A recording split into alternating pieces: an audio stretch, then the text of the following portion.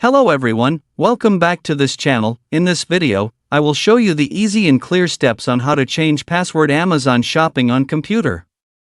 So how to change password Amazon shopping on computer? Make sure you keep watching this video until the end. Let's get started right away. Firstly, just go to the Amazon application on your computer or laptop browser.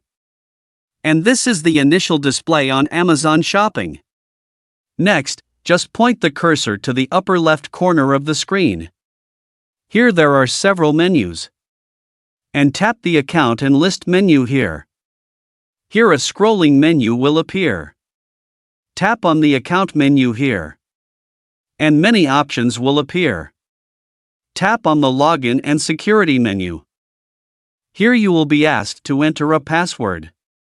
Tap Continue. Now in this menu there are lots of options. Tap the Edit button next to Password. Here you will be asked to enter your old password. Type it here. Enter your new password. And retype your new password. After all is done, tap Save Change. Here I have successfully changed the password. So that's it, tutorial how to change Amazon shopping password on computer. Thank you for watching.